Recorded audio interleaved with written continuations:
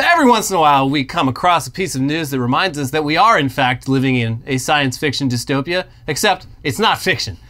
Chemical weapons is something we thankfully don't hear about very often in real life, but there have been notable and horrifying cases of their use. Kim Jong-un's brother getting assassinated at an airport by having VX nerve agent sprayed on his face. There was the Aum Shinrikyo sarin and VX attacks in Japan back in the 90s. Various Novichok poisonings against critics of the Russian government. And also a much longer history in warfare with stuff like mustard gas and chlorine gas in World War I, Zyklon B used in Nazi death camps, and various chemical agents used in more recent conflicts in and around Iraq and Syria. And on the less than lethal side, CS gas is still just routinely used in riot suppression around the world, including by police here in the US who just can't get enough of it. They love it. There are, of course, laws and treaties meant to limit or ban the usage of certain types of chemical agents, though they're not entirely effective. Clearly.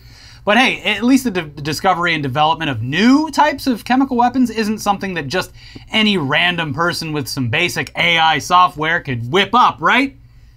Right? Sadly, we'll stop you right there because here's a recent article from The Verge. AI suggested 40,000 new possible chemical weapons in just 6 hours. Oh, well, that's just great. Wonderful. It turns out that the AI that's been used in recent years to speed up development of pharmaceuticals can simply be told to do the opposite of what it normally does and will very quickly come up with thousands of extremely toxic chemical compounds. Oh, I turned on evil mode. Yeah. That's the problem. It's opposite day. Oh, this thing's all messed up. Hold on. You've heard of medicine. Here's anti-medicine. Yeah. Otherwise known as poison. Anyway, here's The Verge. It took less than 6 hours for drug-developing AI to invent 40,000 potentially lethal molecules. Researchers put AI normally used to search for helpful drugs into a kind of bad actor mode to show how easily it could be abused at a biological arms control conference. All the researchers had to do was tweak their methodology to seek out, rather than weed out, toxicity. The AI came up with tens of thousands of new substances, some of which are similar to VX, the most potent nerve agent ever developed. Shaken, they published their findings this month in the journal Nature Machine Intelligence. The rest of the article is an interview with scientist Fabio Urbina, the lead author of the paper, who explains that his job normally involves using machine learning models to screen new drugs for potential human toxicity. He and his team were invited to a conference in Switzerland to talk about how machine learning might be misused to develop chemical weapons. And he says, quote, "It's something we never really thought about before, but it was just very easy to realize that as we're building these machine learning models to get better and better at predicting toxicity in order to avoid toxicity, all we have to do is sort of flip the switch around and say, you know, instead of going away from toxicity, what if we go towards toxicity?" Yeah, it's like we're a very non-toxic YouTube channel, got a very non-toxic fandom, and that comes out of some real effort on our part. What if we just did the opposite? Yeah. Who we picking beef with? I don't know. I don't even want to. Let's get banned. No, Let's get suspended. No, it's just like this. You can't put the genie back in the bottle. Yeah, once it's true. out there, then YouTube thinks we're just toxic. Not even just a little bit of bullying? What if they started it? Anyway, I'm not that great of a fan of Philly D. Yeah, me neither. Yeah, I've watched his stuff. I can take his content or leave it. Yeah. So it's fine, but also, I don't go seeking it out. I don't think it's that great. Yeah. So, get him, guys. And he's got writers and stuff. Get in his mentions and tell him that his stuff is not as good as ours. Yeah, I have to fight with my own demons every day just to get a script out. I don't have writers doing it in the background. Yeah, must be nice. I really have no beef with him. Must be nice, Philip. I thought of it's like thinking of the Stay Puft Marshmallow Man. Like I tried to think of the most harmless, like just standard news show out there. Yeah. And it was just like, there you go. Yeah. That's a nice beef. And then here he comes, stomping into the Internet Today studios, just like the Stay Puft Marshmallow Man. Oh God. It's Philip DeFranco. It's white goose all over me. 10 stories tall. Anyway, that guy, Mr. Urbina, he explains things further. He says, "I'll be a little vague with some details because we were told basically to withhold some of the specifics. Broadly, the way it works for this experiment is that we have a lot of data sets historically of molecules that have been tested to see whether they're toxic or not. We can use these data sets in order to create a machine learning model which basically learns what parts of the molecular structure are important for toxicity and which are not. Then we can give this machine learning model new molecules, potentially new drugs that maybe have never been tested before. And it will tell us this is predicted to be toxic or this is predicted not to be toxic. This is a way for us to virtually screen very, very fast a lot of molecules and sort of kick out ones that are predicted to be toxic. In our study here, what we did is we inverted that, obviously, and we used this model to try to predict toxicity. The other key part of what we did here are these new generative models. We can give a generative model a whole lot of different structures and it learns how to put molecules together. And then we can, in a sense, ask it to generate new molecules. Now it can generate new molecules all over the space of chemistry, and they're just sort of random molecules. But one thing we can do is we can actually tell the generative model which direction we want to go. We do that by giving it a little scoring function, which gives it a high score if the molecules it generates are towards something we want. We gamified it. Instead of giving a low score to toxic molecules, we give a high score to toxic molecules. Now we see the model start producing all these molecules, a lot of which look like VX and other chemical warfare agents. Jesus Christ. Good job, AI. I wish I hadn't told you to do that, but you did great at it. Yeah, you get a gold star in ruining everything.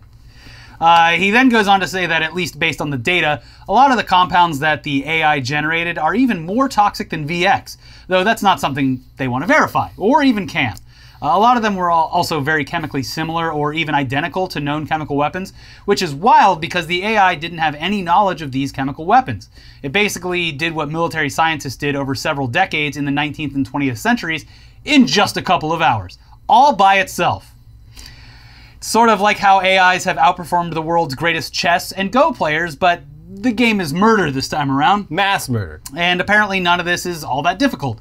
Urbina told The Verge, "For me, the concern was just how easy it was to do. A lot of the things we used are out there for free. You can go..." Stop talking! He needs to stop talking to The Verge. It's already out there. According to him, you can go and download a toxicity data set from anywhere. If you have somebody who knows how to code in Python and has some machine learning capabilities, then in probably a good weekend of work, Jesus, they could build something like this generative model driven by toxic data sets. So that was the thing that got us really thinking about putting this paper out there. It was such a low barrier of entry for this type of misuse. And yeah, this of course raises the question of why even publish this information to begin with? Why not just keep this to yourself? Out of sight, out of mind. Yeah, and yeah, that's apparently, it is a question that the researchers themselves struggled quite a bit with before deciding that this isn't something that should be ignored because there's a decent chance someone out there is already working on something like this. So awareness is important in the chemistry and biological chemical weapons field. Yeah. Urbina does say that actually getting the molecules manufactured isn't necessarily easy, especially for non-state actors. And there's also no guarantee that they are as toxic as the AI says they are. Although, I don't know, you trust the AI to do your job. I would like to just stay away from any of it. Yeah. Like, oh, the AI might be wrong. All right, well, I'll be over here. Far, far away. Yeah. Urbina ends the interview with, "I don't want to propose that machine learning AI is going to start creating toxic molecules and there's going to be a slew of new biochemical warfare agents just around the corner, that somebody clicks a button and then, you know, chemical warfare agents just sort of appear in their hand. I don't want to be alarmist in saying that there's going to be AI-driven chemical warfare. I don't think that's the case now. I don't think it's going to be the case anytime soon, but it's something that's starting to become a possibility." Great. Yeah, that's not exactly reassuring after everything else that you just told us, especially in the middle of a war where one of the countries is now already accused of using white phosphorus munitions. But okay. Yeah. Yeah. If you want to visit the most toxic place near you, head to Silver Lake on a Sunday afternoon when there is bottomless mimosas. Yeah. Gets real toxic out there. It's so toxic. Friendships are destroyed. They talk shit to each other's faces. I've never seen anything like it. That's wild. Yeah. You just get your own table, sit back, and watch the show. You ever seen a drunk woman crying at 10 o'clock in the morning? Especially now with Uber prices the way they are. My God. Yeah. There you go. Anyway, speaking of Russia's war in Ukraine, though, here's another bit of dystopian news. So, a little background. The loss of life on both sides of this conflict is impossible to account for at this point. But it is somewhere in the tens of thousands, and NATO estimates that up to 15,000 Russian soldiers have been killed so far in just 1 month, which would be more than the total number of Soviet soldiers killed in the Soviet-Afghan War, which lasted over 9 years. For further perspective, it would be more than double the total US troops killed in Iraq and Afghanistan combined. So that's a lot of dead Russians. And to be clear, we're mostly talking about kids here who didn't necessarily sign up to invade a neighboring country. Yeah. So it's very sad. Yeah. Anyways, here's the dystopian part. Remember Clearview AI, the facial recognition company that attracted loads of controversy for basically just skimming all social media photos on the entire internet and pitching itself as a way to identify just about anyone as long as photos exist of them online?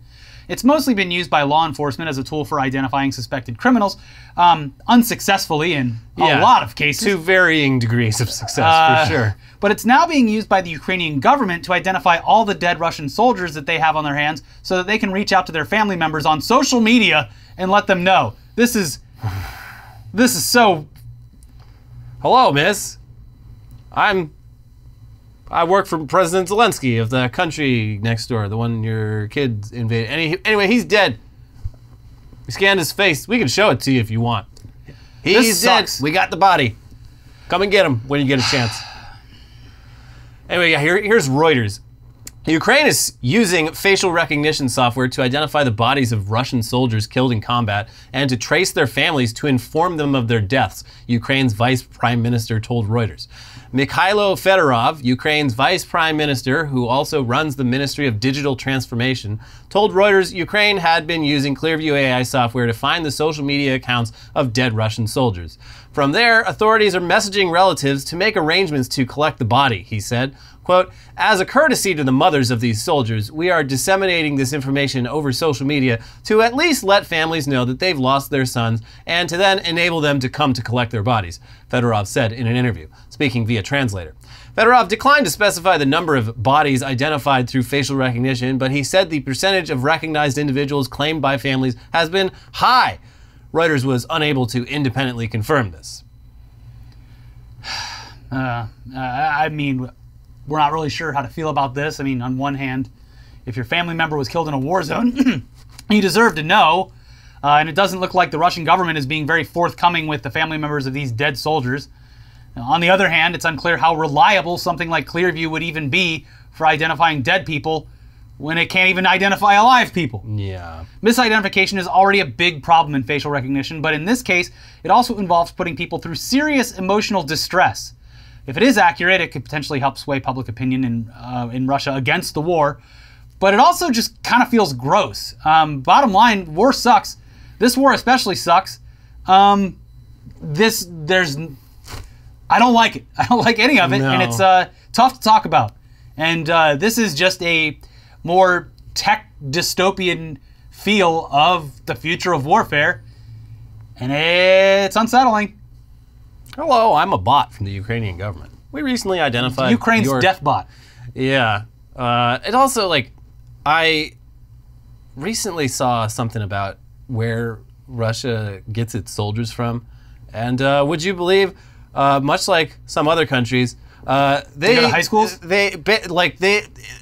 Most of the Russia's military is from the absolute poorest, most remote parts of the country. These are not kids coming from St. Petersburg and Moscow. They're coming from like way out in the sticks, in the territories. A lot of them aren't even like ethnically Russian.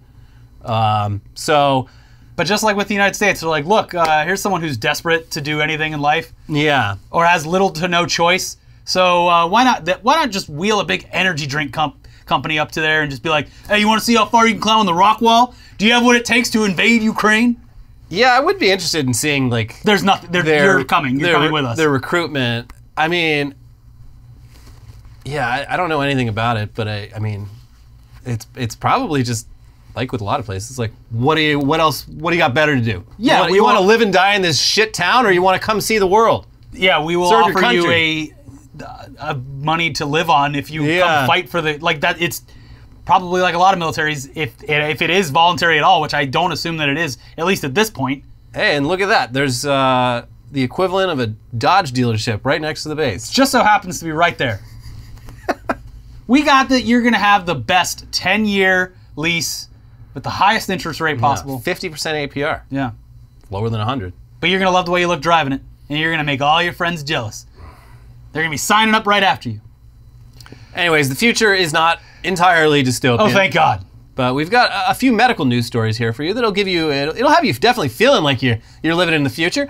First of all, It was several years back when we first talked about the possible medical usefulness for MDMA, aka ecstasy, which is mostly known as a party drug, but also shows serious promise as a treatment for post-traumatic stress disorder. Just don't overdo it. Yeah, so if you manage to survive a war, you come back, you know. You're gonna feel great for about 4 hours. You're gonna want some ecstasy. Yeah. So while the initial research did seem promising, there needs to be a lot more testing done with a lot more patients, and they've actually done that. And as it stands, MDMA is very close to being at the point where it could start actually being used with patients. Cool. And to be clear, this would not just be giving PTSD patients a bottle of pressed pills and having them take E every day, which would be unhealthy and very dangerous. Patients are administered a controlled dose of MDMA and then do talk therapy sections while the drug's effects have kicked in. And this apparently results in significantly better long-term effects compared to if they'd just done normal talk therapy. And it even, in some cases, improves the patient's cognition so much that they're no longer diagnosable as having PTSD. Here's Gizmodo with more. MDMA, formerly called 3,4-methylendioxymethamphetamine, is a synthetic drug with both stimulant and psychedelic effects. It can produce feelings of increased elation, empathy, and a distorted sense of time and space. These properties made it a popular club drug, which led to its designation as an illegal substance by the US federal government in the 1980s. But even before then, a small group of psychologists had experimented with using MDMA as a way to boost the effects of talk therapy sessions. MDMA-assisted therapy has received renewed attention from the scientific world as of late, buoyed by new research and a successful push for the legalization of drugs in general. And in the last few years, the FDA has agreed to consider a formal approval of MDMA for PTSD pending positive results from randomized double-blind placebo-controlled phase 3 trials, which are considered the gold standard of clinical research. It continues. Last year, a team led by University of California, San Francisco researcher Jennifer Mitchell published the first results from their phase 3 trial of 90 patients with severe PTSD. Compared to placebo, MDMA-assisted therapy was highly effective and well tolerated, they found, even among patients with other relevant health conditions such as depression and a history of substance use disorder. Specifically, 2 months after their last therapy session, about 2/3 of patients who took MDMA no longer fit the criteria for active PTSD. On Tuesday, at the spring meeting of the American Chemical Society, Mitchell and her team reported follow-up data from the study, which showed that these improvements seem to last longer still after the initial treatment. Quote, MDMA is really interesting because it's an empathogen, said Mitchell in a statement provided by the American Chemical Society. It causes the release of oxytocin in the brain, which creates feelings of trust and closeness that can really help in a therapeutic setting. So basically, they've already had one successful phase 3 trial. They're about to start on a second phase 3 trial. So if this next trial shows similar results, the odds are pretty high that the FDA will approve MDMA-assisted therapy for PTSD, possibly as early as next year. Cool. Which is definitely not something that would have sounded at all believable even a couple years ago. Similarly, though, more than 60 years after birth control pills for women became a thing, it's looking like a male birth control pill could be on its way in just a few years, with one such pill looking to start human trials sometime before the end of this year. The female birth control pill works by using hormones to alter the menstrual cycle to prevent ovulation from occurring, which is pretty simple. No egg, no preg. It's very effective and side effects are mostly minimal.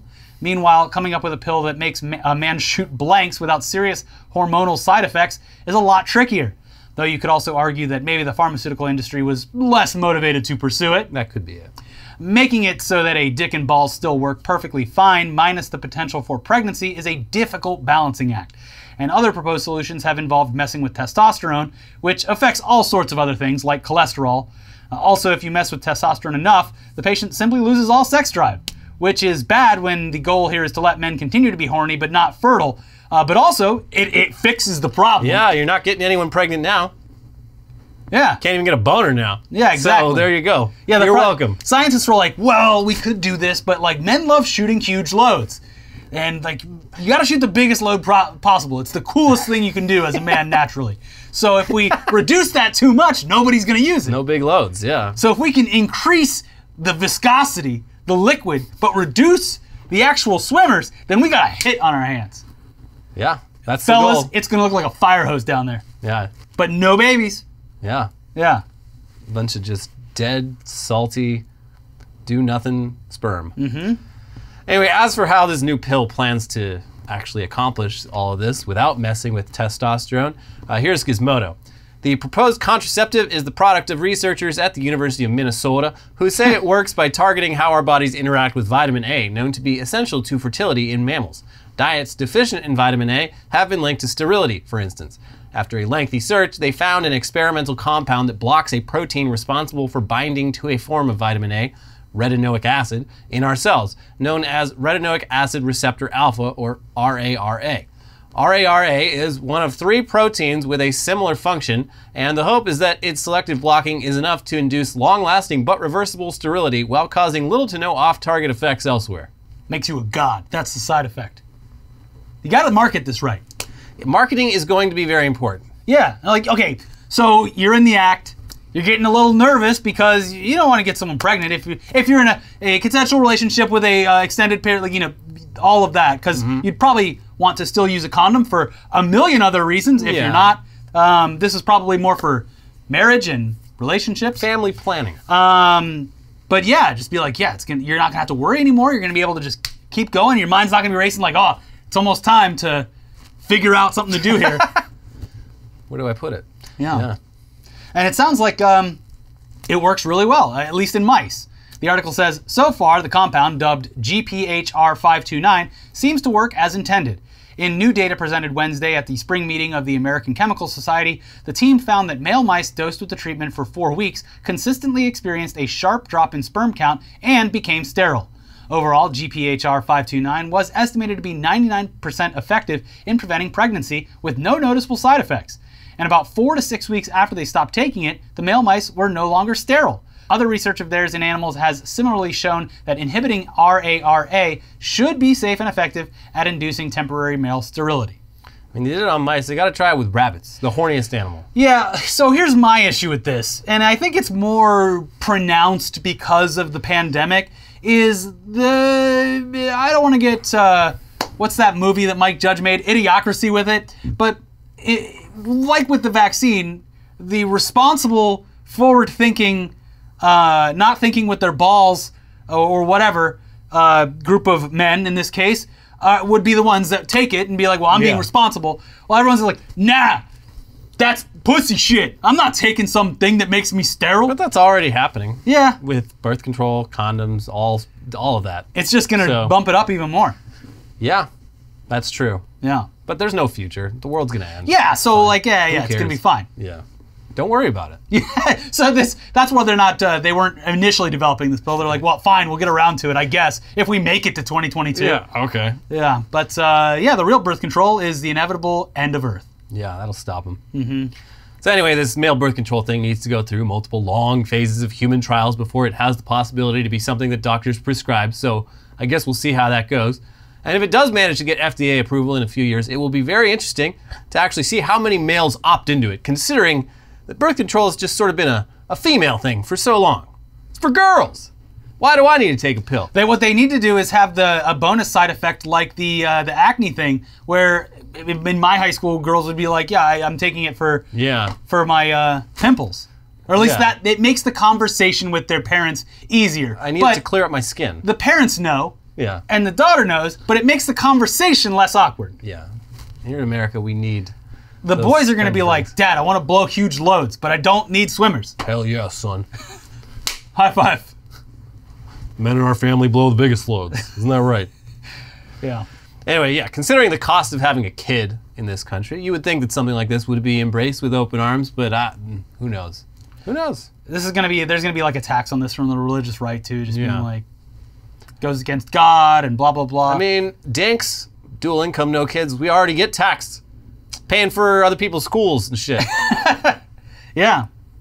The dink is powerful, but it gets taxed very well. It gets taxed, yeah. But speaking of the cost of medical care in this country, here's some surprisingly good news, or at least good news in the sense that it's still bad, but now less bad than before, but still upholding the bad and unjust systems in our society. Credit reporting bureaus are going to actually remove medical debt from your consumer credit reports once those debts are paid off. That still leaves unpaid medical debt on credit reports affecting people's ability to do all sorts of things, but it should be a relief to a lot of people whose credit was ruined by a completely unexpected illness or trip to the hospital. Here's the Wall Street Journal. The biggest credit reporting firms will strip tens of billions of dollars in medical debt from consumers' credit reports, erasing a black mark that makes it harder for millions of Americans to borrow.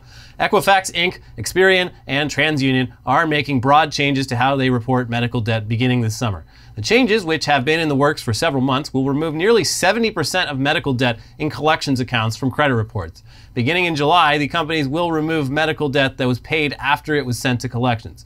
These debts can stick around on a consumer's credit report for up to 7 years, even if they are paid off. New unpaid medical debts won't get added to credit reports for a full year after being sent to collections. The firms are also planning to remove unpaid medical debts of less than $500 in the first half of next year. That threshold could rise, according to people familiar with the matter. There's apparently around $88 billion in outstanding medical debt in this country. What a country. Which has got to sound absolutely fucking insane to anyone living in a civilized country where the idea of medical debt is correctly viewed by society as obscene. There was, speaking of the pregnancy thing, a video that was going around recently where a woman was like, I'm about to give birth and I'm gonna let you in on the expenses of everything. Oh, it's so she was up. In and out. It was her second child, so the labor was like 30 minutes of actual pushing or whatever, and the bill was $40,000. She had to, luckily insurance covered a bit of it. She still had to come out of pocket like $2,500, which is a lot. Yeah. And people in the comments were just like, I'm sorry, I live in a first world country. How much do you owe? Yeah. They charge you extra for skin-to-skin contact. Yeah, if you want to hold the baby. Would you like to hold your baby? I'm like, how much is that going to cost me? Thousands. Yeah. Yeah. Yeah, I'll touch the baby later. Yeah, I'm gonna have to deal with it for the next 18 years at least. So, yeah. But the idea that a person's inability to quickly pay off unexpected medical debt is even relevant to the purposes of credit reporting is also completely idiotic. Up until now, they've been treating unpaid emergency room bills the same as any other unpaid debt, it basically amounts to, how can we trust you to pay your rent on time if we can't even trust you to have $50,000 set aside in case your appendix randomly bursts?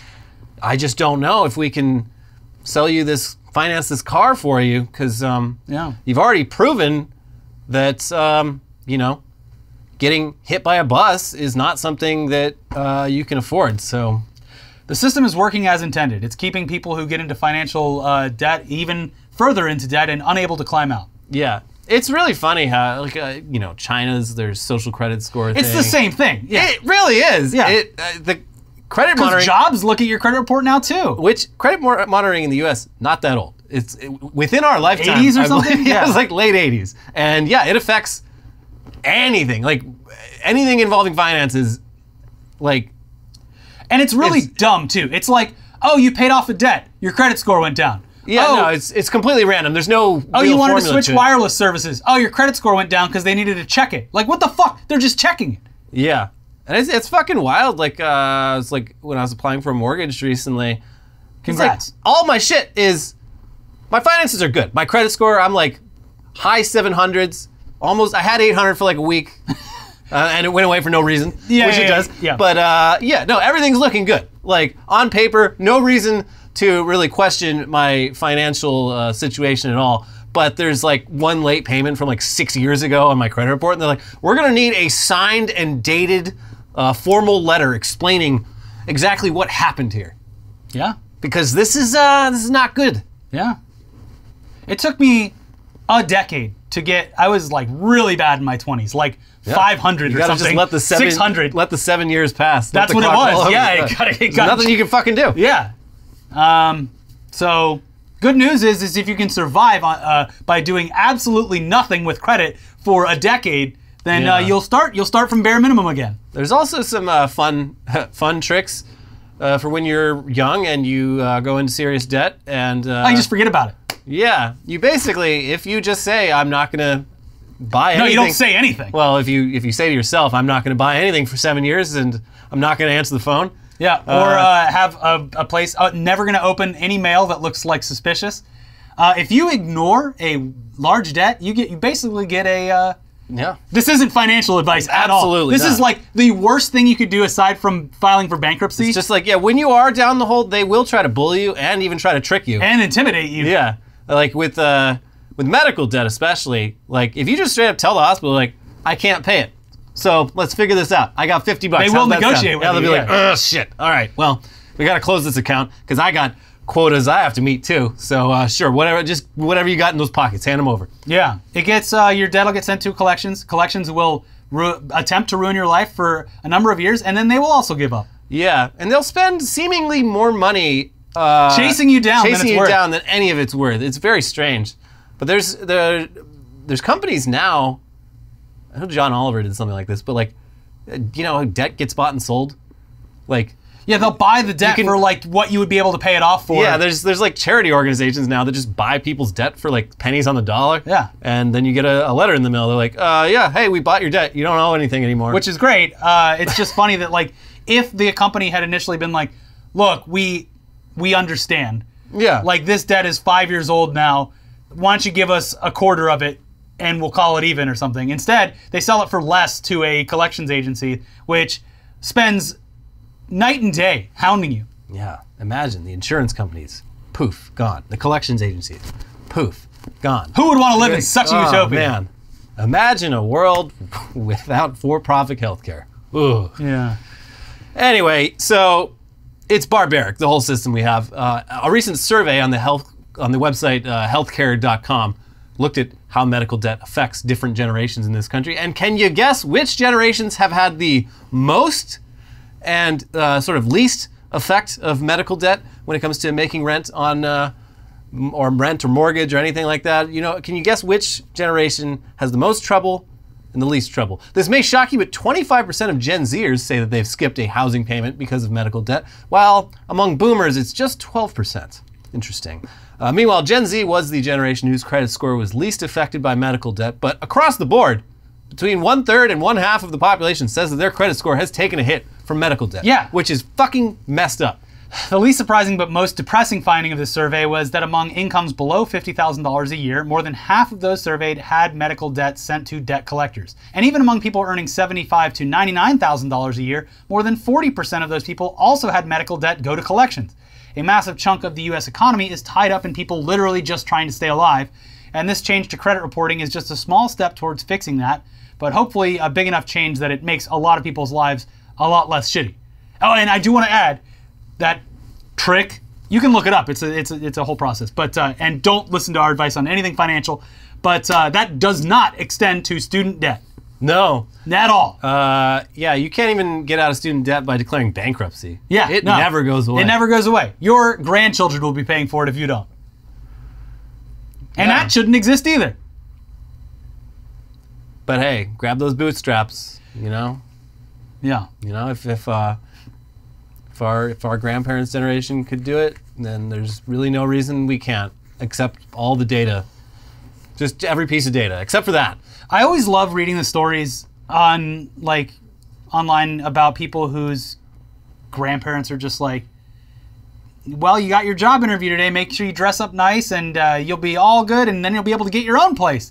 And it's like, you're not just gonna walk into any place that does like a job interview and be like, hey, it's me, I'm gonna work really hard and you're gonna be able to give me enough money to afford a house, healthcare, food on the table, a car to get into work, and this, it's like, it just doesn't happen anymore. Yeah, and you're also competing against 200 other people. Yeah. If you can even get in for an actual interview. Yeah. Yeah, but just grandparents and even put on your just suit and like, go around just handing out resumes. Yeah, and just show them being you like, got gumption. You know, when I was your age, I just got a summer job to pay for college. Why don't you go out and work harder? Yeah. Yeah, I paid for college by like, you know, just working 20 hours a week down at the local pool. Wasn't there a video where like they showed old people like houses and asked them to like guess how much they cost? They were like $35,000. Oh no. $100,000. These are like 80-year-olds. Holy shit. Yeah. Hey, $70,000. I don't know. And they're like telling them the prices and they're like, it's just they're not present in the reality that and you can't blame them for that. But also, these people should not be involved in any like, decision making about other generations who do have. That's why a different these world old fucks need to get get out of fucking government. Yeah. Hey, Chuck Grassley running for re-election. He's already the oldest. Didn't Dianne Feinstein said that she's going to go again too? Oh yeah. Yeah. We're doomed. Gerontocracy. Look, find what makes you happy and just occupy your time with that. Okay? All right, that's our episode. I mean, hey, last minute, you gonna be in Texas have next 1 weekend? week. You have 1 week, Mr. Bond, to make it to Texas to see us April 1st at the Stateside Theater in in Austin with Rooster Teeth. Yeah. Links in the description below to buy tickets. Go get those tickets now. What are you waiting for? Get the tickets. We're probably never playing. Yeah. We're never going to be doing a show again live again. So Probably not. probably never. Yeah, who knows? So check that out and check out our videos over here. We have a video that breaks down that entire, the surprisingly involved saga of the Tesla jump. And also our most recent episode of Weekly Weird News. Check those out, and we'll be back soon for News Dump. Bye-bye. Bye.